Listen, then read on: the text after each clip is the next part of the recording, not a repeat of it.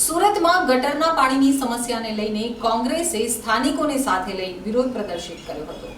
સુરતમાં મહાનગરપાલિકામાં શાસક પક્ષ તરીકે ભાજપ અને વિરોધ પક્ષ તરીકે આમ આદમી પાર્ટી સત્તા સંભાળી રહી છે, ત્યારે કોંગ્રેસનો એકડો નીકળી ગયો છે।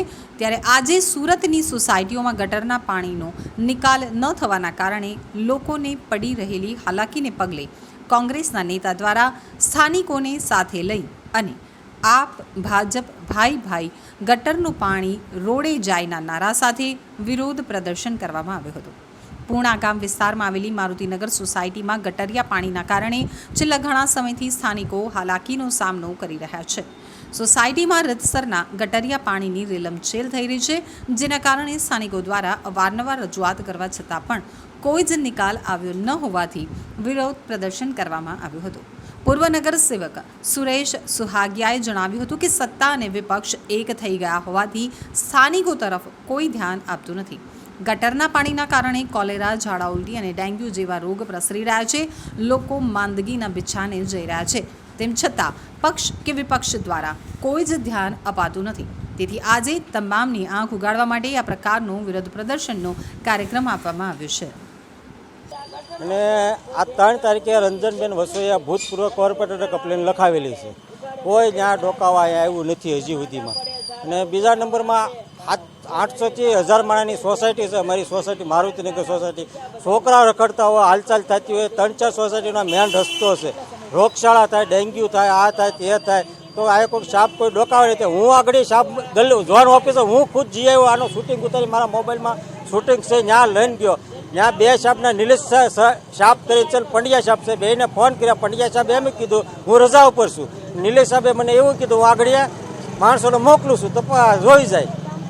વિરોધ કરી રહ્યા છે, કોઈ નેતાઓને જાણ કરી? નહીં, નેતાઓને કોઈને અમે જાણ નથી કરી। વિરોધ કરી રહ્યા છે, શું છે વિરોધ તો અમે એ આટું કર્યું કે કારણ કે રોગચાળો ફાટી પડે છે, ડેન્ગ્યુના વાત થાય, મચ્છરો થાય, પછી અમારી ઘેરે આવે એમ કે તમારી ઘરે ડેન્ગ્યુ થયો છે તો ધાબા ઉપર તપાસ કરે, ઘરમાં તપાસ કરે, આ મચ્છર છે ત્યાં, આ કોઈને નથી દેખાતું। ઝીણું વસ્તુ અમારી દેખાય છે બધાને।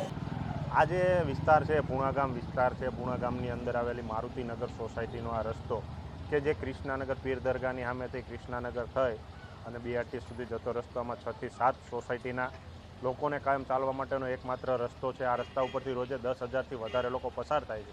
નાના બાળકોને પણ આ રસ્તા ઉપરથી પસાર થવાનું હોય છે અને છેલ્લા 6 મહિનાથી આ ગટરનું પાણી રોડ ઉપર જાય છે।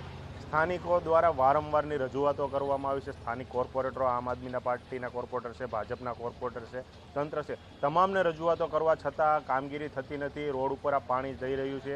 આ વિસ્તારની અંદર ડેન્ગ્યુ છે, મેલેરિયા છે, એવા પાણીજન્ય રોગોનો રાફડો ફાટ્યો છે। દવાખાનાઓ આજે પેશન્ટોથી ઉભરાઈ રહ્યા છે, છતાં પણ આ લોકોના પેટનું પાણી હલતું નથી। નગરસેવકોને ફક્ત ને ફક્ત કઈ બાજુ મલાઈ મળે છે, ક્યાં બાંધકામ આલે છે એમાં રસ છે, લોકોના જે પ્રશ્નો છે એમાં કોઈ પણ જાતનો રસ નથી। એટલે આ લોકોને જગાડવા માટે આ જનતા દ્વારા આજે આ વિરોધ કરવામાં આવેલો છે।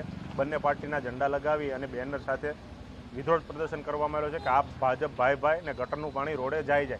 કારણ કે આ પાણી જે છે 6 મહિનાથી રોડ ઉપર વહી રહ્યું છે, આના નિકાલની કોઈ વ્યવસ્થા કરવામાં નથી આવતી ને લોકોને મરણ પથારી આ લોકોએ છોડી દીધા હોય એવું લાગી રહ્યું છે। લાભુબેન સોસાયટી છે ને કઈ સમસ્યા છે?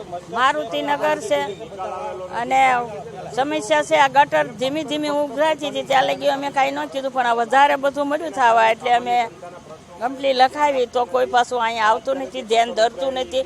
છોકરાઓ ઘરે પગે હાલે, દુકાનમાં લેવા આવે અને હાજા માંદા થાય, ઝાડા ઉલટીના વાસ છે, તો તાવના વાસ છે। આ લાભુબેન બોલે એને જ ખુશ તાવ ને ઝાડા છે। માંગ્યું છે કે ગટર હારી કરી જાય, એમ માંગી છે જલ્દી આવો।